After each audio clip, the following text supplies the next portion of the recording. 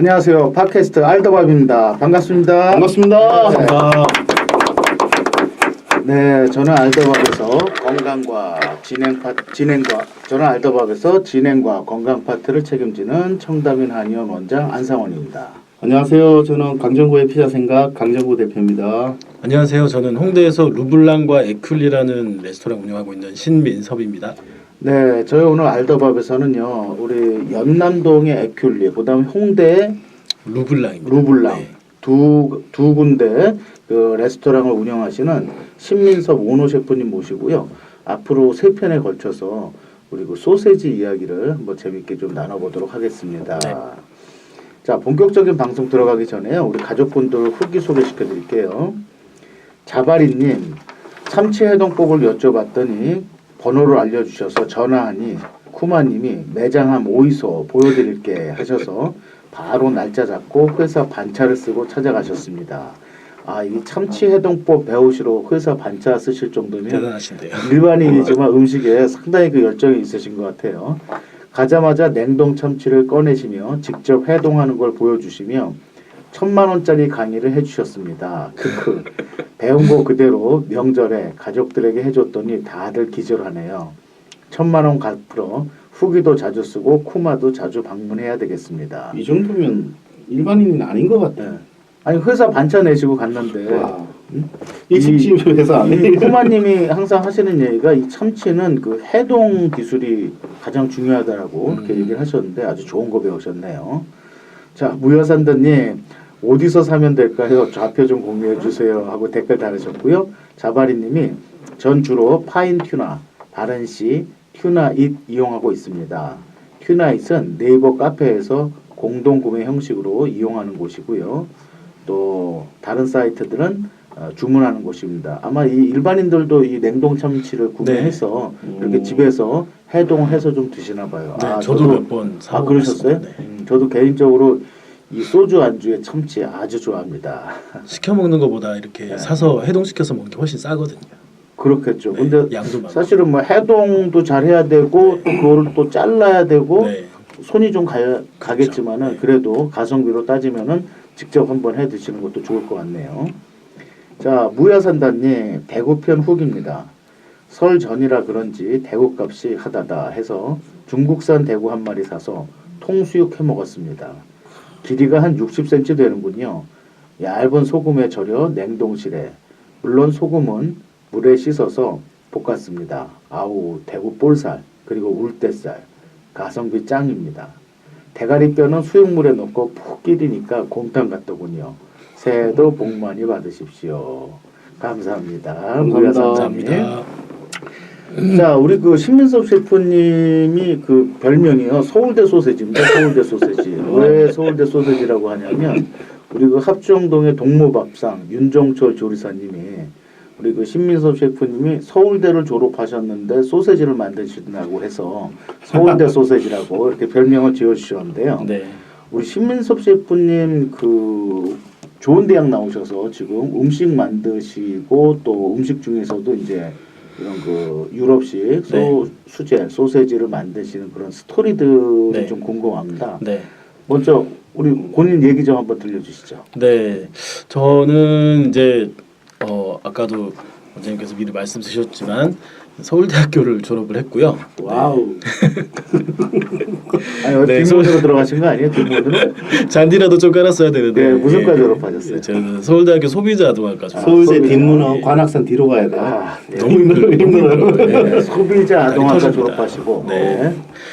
소비자동학과를 졸업을 하고 이제 그 회사 생활을 좀 오래 했습니다. 아, 직장 생활을. 네. 네. KT에서 한 8년 정도 네, 직장 생활을 하다가 뭐 이제 저 나이 또래의 사람들이 항상 이제 그 고민하고 있는 문제이긴 하겠지만은 이제 뭔가 회사에서 더 비전이 안 보인다던가 내가 여기서 또 뭘 해야 되는가 그렇기도 하고 매너리즘이 생기기도 하고 그러다 보니까 이제 뭘 하고 앞으로 먹고 살아야 될 것인가 이런 문제들을 사실 굉장히 계속 고민을 했었거든요. 네네네. 그런 생각을 하다 보니까 이제 회사 일에서도 조금씩 이제 좀 재미가 없어지고 이제 난 뭘 할 수 있을까 고민을 하다가 이제 우연치 않게 이제 프랑스 요리 학교를 들어가게 됐습니다. 그게 이제 그 우리 숙명여대에서 네, 그 운영하는 숙명여대에 거죠. 있는 그 정식 이름이 뭐였죠? 르꼬르동 블루라고 르꼬르동 블루 네. 숙명 네. 이렇게 해서 숙명여대에서 운영한다기보다는 이제 그 자매결연을 자매결연을 해서 맺어가지고 프랑스에 원래 유명한 세계 네, 3대 네, 네. 요리 학교 중에 네. 하나 르꼬르동 블루. 네, 그렇습니다. 그렇죠. 예. 이제 거기에 다니게 되면서 뭐 회사를 다니면서 다녔죠. 회사를 다니면서 그러면 주경 야독하셨네. 거의 그렇죠. 예. 주 중에는 이제 회사 일하고 네. 주말에는 이제 가서 배우고, 요리 배우시고. 네. 그런 생활을 근 한 2년 정도 네. 했습니다. 제가 또 회사에서 하던 일이 이제 또 술을 많이 먹는 직종에 있어가지고 아 무슨 일을 하셨는데? 저는 이제 그 통신회사 하다 보니까는 예. 제가 하던 일이 이제 학교 다닐 때 하던 일이 이제 그 대학생 프로슈머들 관리하고 기획하는 그러면 했었어요. 학생들하고 회사 돈으로 술 많이 드셨겠네요. 아유 그럼요. 엄청나게 먹었죠. 회사 돈으로 그냥 학생들하고 대학생들하고 술 엄청 먹었죠. 제가 보았을 때는 완전히 꿀 직업인데. 네. 신의 직장. 저도 그때는 그런 줄 알았습니다. 네. 근데 이게 술을 너무 많이 먹다 보니까 네. 몸도 베리고 네. 너무 힘들더라고요. 이게 또 거의 주말도 없이 일하던 경우들도 많고 해가지고 하여튼 네 여러 가지 좀 다른 생각들이 많이 들었었어요. 네. 그래서 2년 정도 이제 그 프랑스 요리를 배우고 사실 이제 요리를 배운다고 하더라도 이제 내가 갑자기 막 식당을 차리겠다 이런 용기가 생기기는 힘들잖아요. 그렇죠. 사실 배우는 이제. 거하고 또 네, 본업으로 네, 식당을 네, 하시는 네, 거하고는 좀 네, 다르니까. 네. 그런 상황이었는데 그때 이제 저를 가르쳐 주시던 사사해 주시던 그 프랑스인 셰프님이 원래 이제 되게 무뚝뚝하시고 칭찬이 굉장히 인색하신 분이었어요. 뭐만 하면은 막 알아듣지 못하는 프랑스 말로 막 욕부터 하시는 그런 분이셨는데 한 번은 이제 한 1년 정도 지나서 이제 매번 이제 수업마다 실습을 하고 이제 그 검사를 맡거든요. 근데 딱 그 셰프님이 저가 한 거를 굉장히 칭찬해 주시더라고요. 그래서 저는 굉장히 깜짝 놀래가지고 내가 이런 쪽으로 적성이 좀 있나? 해볼 만할까라는 생각이 그때 처음 들었었어요.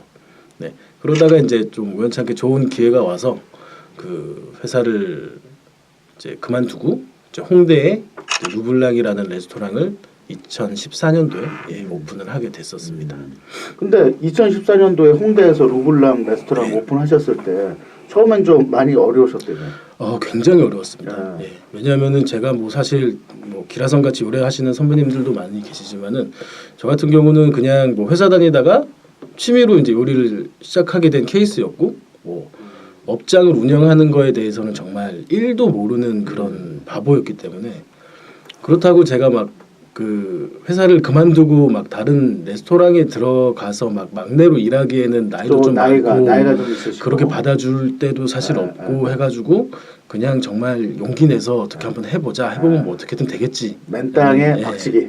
진짜 맨땅에 그냥 이마를 받고 그냥 몇 바퀴 돌았죠.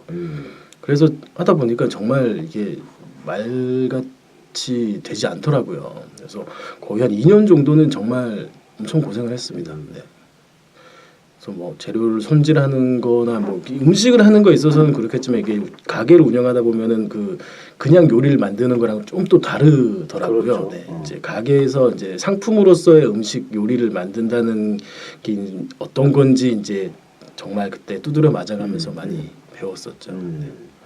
그러면은 그 루블랑은 보통 이제 지금도 그렇죠. 프랑스 요리 전문. 네, 거기는 조금 이제 클래식한 프랑스 요리를 이제 코스보다는 이제 알라카르트라고 단품으로 좀 와서 드시기 쉽게 그리고 또 아무래도 대학교 앞이니까 네, 그렇죠. 뭐 가격이나 이런 것도 네. 또 신경을 안 쓰실 수 안 쓸 수가 없죠.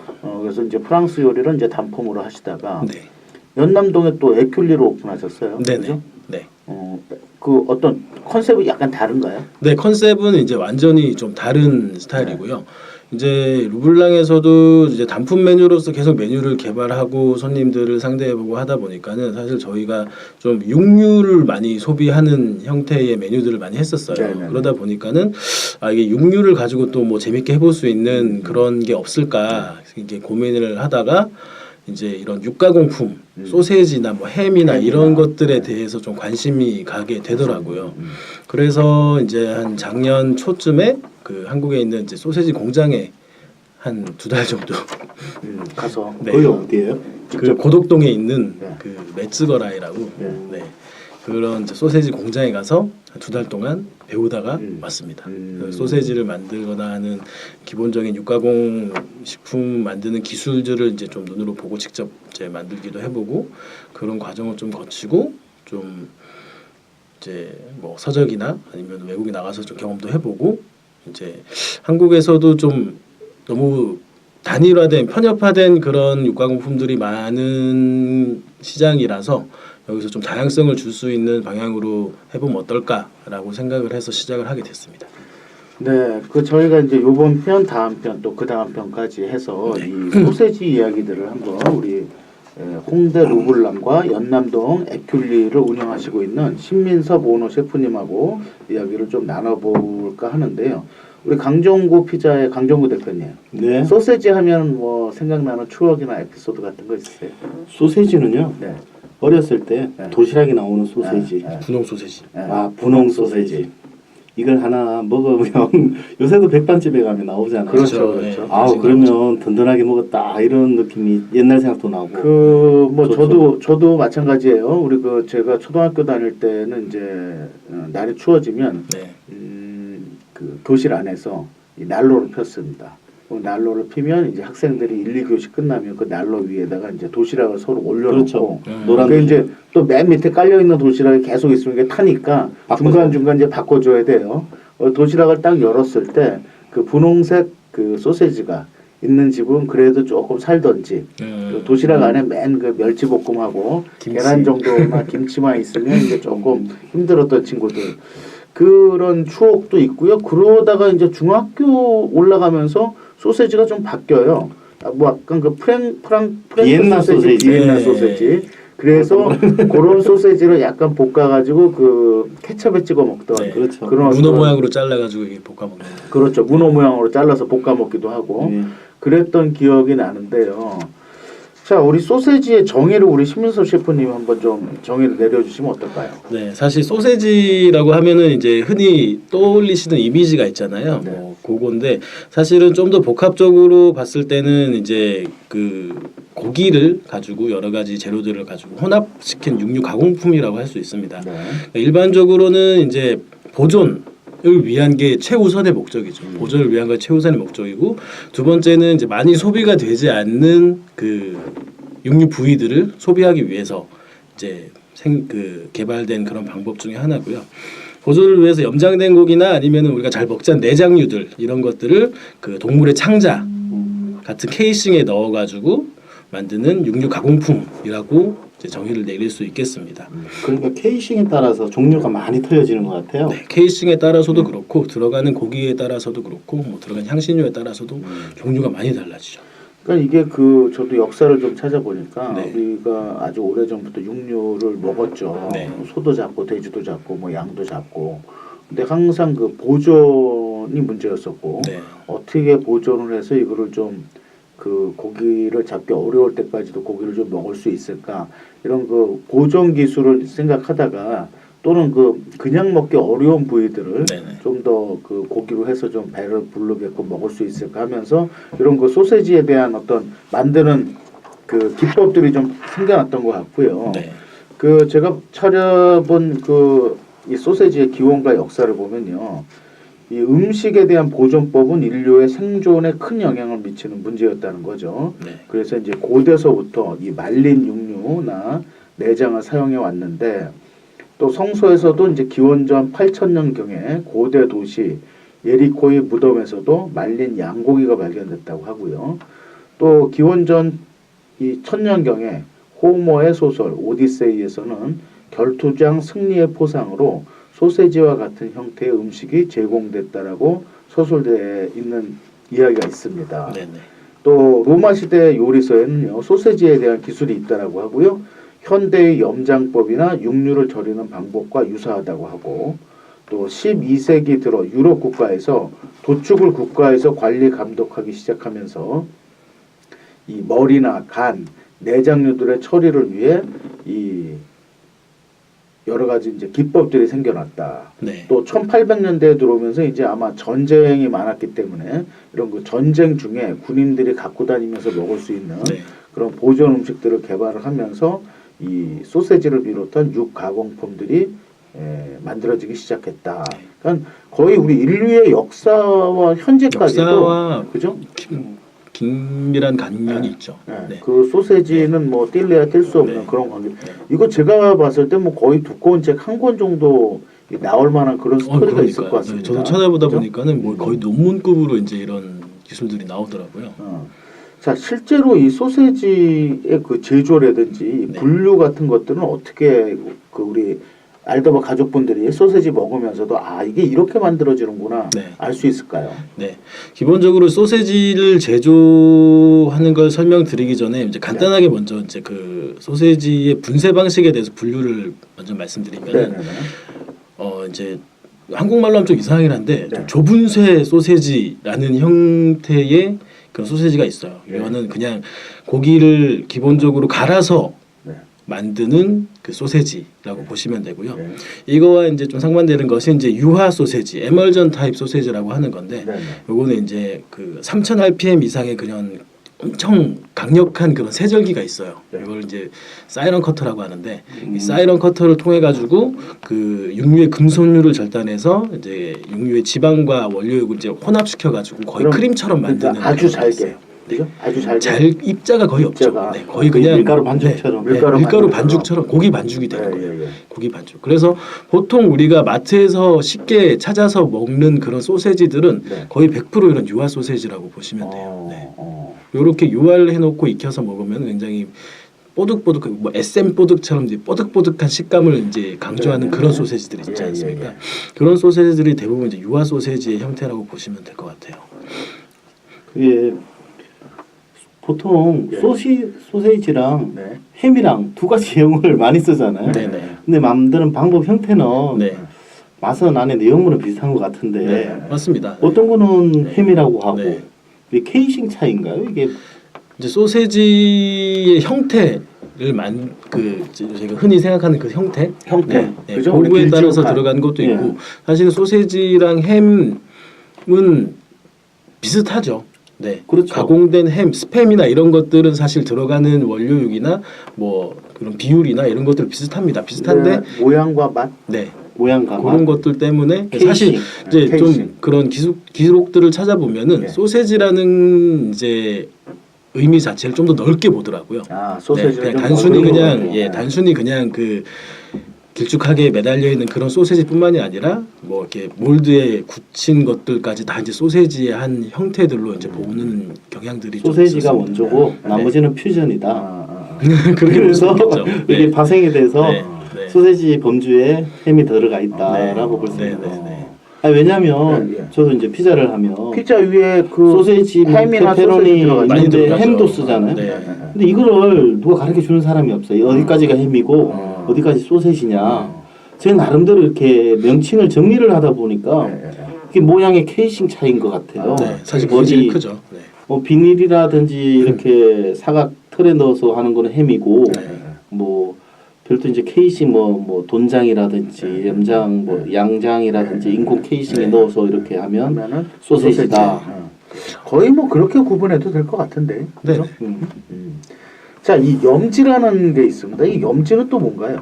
네, 일단은 뭐 아까도 말씀드렸지만 소세지를 이제 만들 때는 먼저 이제 육류를 분쇄를 합니다. 네. 분쇄를 하면 이제 보통 이제 민석이에 고기 덩어리를 넣고 네. 갈아내는 거죠. 네, 네, 네. 정육점 가면 아마 많이 보시는 그런 장면이 있을 겁니다. 네. 그렇게 분쇄를 한 다음에 염지를 한다는 거는 이거는 사실 현대의 소세지 제조법이랑 약간 그 옛날 방식이랑 조금 다른데 옛날에는 이제 고기 자체를 냉장 보관할 수 있는 시설이 없었기 때문에 네. 고기 자체를 염지를 해가지고 이 염지된 고기를 가지고 소세지를 만드는 경우가 많았는데 그러니까 염지라는 게 이 소금하고 버무린다는 그렇죠. 그런 네. 개념인가요? 네. 옛날에 소금 싸죠. 네 소금을 버무려서 이제 기본적으로는 그 원료에 가지고 있는 수분을 빼내는 네, 수분을 빼내서 뭔가 좀 그 부패할 수 있는 확률을 줄이는 형태로 만드는 것이 염지법이라고 볼 수 있는데 그럼 과거에는 뭐 예를 들어서 냉장고 이런 게 없었다면 네. 소금을 많이 넣어서 네. 부패 방지 네. 개념으로 했다면 지금은 이제 냉동 냉장이 다 네. 되니까 네. 아무래도 과거에 비해서는 소금을 좀 덜 사용할 수도 있겠네요.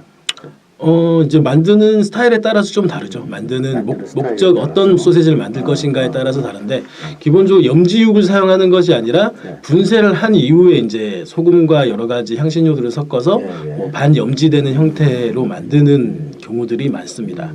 그래서 자, 그 다음에 이제 향신료를 집어넣네요. 네.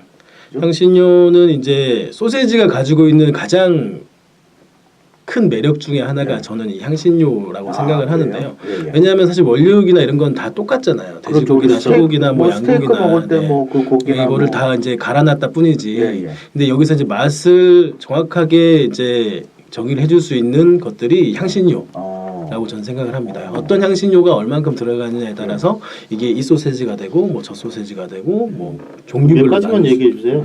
그러니까 뭐 쉽게 말씀 제일 많이 쓰는 이제 향신료들은 이제 보통 후추. 네. 이제 후추도 이제 완전히 갈아서 쓰느냐 아니면 통 후추로 쓰느냐 이런 것도 있고 네. 마늘도 생각보다 많이 들어가요. 유럽 소세지에도 유럽 사람들 마늘 안 먹는다는 그런 속설들이 있긴 한데 예, 예. 마늘이 굉장히 많이 들어가고요. 넌맥이라던가 아니면 스페인 쪽에서는 이 파프리카, 네. 피멘톤이라는 그 파프리카 파우더를 많이 씁니다. 네. 그리고 넌맥이요? 예, 넌맥이요. 넌 육두구입니다. 육두구. 육두구. 네. 아, 우리 한약재네. 한약재. 예, 육두구. 맞습니다. 누구? 네. 아, 향신료죠. 향신료를 많이 네. 써요. 네. 그 지난번에 우리 에큘리 가서 먹어보니까 그 네. 매운맛 나는 소세지도 있었어요. 예, 그죠? 그게 이제 그것도 아마 향신료에 그 향신료죠. 매운맛이 네. 들어갔던. 네네네. 그죠? 이런 그 향신료를 넣는데 향신료가 어떤 게 들어가냐에 따라서 소세지 맛이나 향을 또 많이 좌우를 한다. 네, 그죠? 맞습니다. 자, 그 다음에 이제 이 혼합입니다. 네, 네, 번째가. 네. 이제 고기를 갈아놓고 네. 소금이랑 향신료를 넣어놨으면은 네. 이제 이거를 잘 치대줘야 되거든요. 음. 이거는 뭐 명절에 동그랑땡 만드는 과정이랑도 네, 뭐 굉장히 네, 유사합니다. 네. 근데 기본적으로 이제 혼합하는 것은 이제 고기 원료과 지방 그리고 이제 수분이 같이 섞여 들어가는 네. 그 과정이거든요. 예, 예. 그래서 굉장히 잘 치대가지고 그 원료육 자체가 굉장히 강한 끈기가 생겨야지 이게 소세지를 나중에 그 충진해서 익혔을 때 네. 그 수분 육즙이라고 하죠. 예, 예. 이런 것들이 잘 보존이 됩니다. 아. 네, 그래서 이 과정이 사실은 굉장히 중요한 과정이에요. 그러면 지금 에큘리에서 소세지를 직접 만드실 때 네. 이 혼합은 뭐 어떤 뭐 손으로 아니면 무슨 기계가 있나요? 양에 따라 다른데요. 네, 보통 이제 양이 뭐 한 10kg 정도 네, 그 정도 네, 되면은 네. 보통 손으로 아, 많이 예, 하는 예. 편. 사실 손이 제일 확실하거든요. 아, 손이 제일 확실하고 요거보다 좀 더 많아지면은 이제 텀블러를 사용을 합니다. 이제 안쪽에 이제 믹서가 달려 있는 아, 예, 텀블러를 예. 이용을 하고 네. 이런 거는 이제 자동화된 기계들도 있고. 아, 예, 네, 예. 저는 열심히 손으로 돌리고 아, 있지만. 손으로. 아, 보통 지방이 몇 프로 정도 있어야지 네. 좀 식감이 좋고 네. 육즙도 많고 네. 이런 기준이 있을 거 아니에요. 보통 한 25에서 30%이 정도. 지난번에 한 네. 30% 정도 네, 네. 그러니까 네. 말씀하시던데 네. 그죠? 네. 자, 그 다음에 이제 이 충진입니다. 네. 그죠? 제가 그 얼마 전에 우리 동무밥상에 순대 만드는 걸 네. 이제 가서 우연히 보게 됐는데요. 음. 아니 그 동무밥상의 그 사모님하고 그 일하시는 아주머니 분이 그 정말로 그 돼지 그 창자에다가 손으로 그냥 깔때기 맨손으로, 넣어서 깔때기에 네, 깔때기로. 넣어서 막대기로 축축축 계속 손으로 이렇게 그냥 집어넣는 네, 거예요. 네, 그래서 네. 제가 아니 왜 장갑도 안 끼고 하시냐고 그랬더니 그 돼지 창자가 미끄럽고 그걸 다 집어넣은 다음에 이제 마지막에 실로 묶던데 이게 이제 우리가 쓰는 그런 비닐로 장갑이나 이런 장갑을 끼고는 그 작업이 안 힘들죠. 되니까 네. 미끄러운 손으로 거죠. 네. 손으로 다 네. 집어넣으시더라고요. 네. 우리 그 에큘리에서는 소세지 네. 충진하실 때 어떻게 하세요? 저희는 이제 기본적인 그 소세지 스토퍼라고 충진기를 사용을 합니다. 아, 그런 기계가 조그만 게 있어요? 기계가 있고 예. 그렇게 조그맣지는 않고요. 예. 저희가 이제 서 있으면 사람 성인 이제 상반신 예. 높이 정도 오는 아, 그 그 정도 정도 사이즈의 그런 네. 스토퍼가 있습니다. 어. 요거기가 이제 그 원통 모양의 통에다가 네네. 이 이제 원료육들을 채워놓고 네. 이제 레버를 돌려가지고 네. 쭉쭉 밀어내는 형태로 네. 이제 수동인가요? 작업이 되죠. 네, 수동이에요. 아니 제가 예, 예. 충진기가 있어요. 어? 그 제가 한동안 이제 그 핫도그에 미쳐 있어가지고 소세지를 직접 한번 만들어봤는데 충진기로 이거를 압력이 있죠. 네. 이걸 계속 돌리면 밑으로 압을 내주면서 밑에 동그란 구멍으로 네. 이게 안에 내용물이 쭉 나오죠. 나오는데 거기에 이제 그 케이싱을 끼워서 쭉쭉 나와야 되는데 이게 압이 진짜 세야 돼요. 이게 보통 힘으로 압을 눌러주지 않으면 이게 순대는 저 미끈거리듯이 안에 뭐 피라든지 이런 게 내용물이 좀 그렇죠. 묽어요. 아, 묽으니까. 야채도 있고. 그러니까 손으로 가능한데. 소세지는 빡빡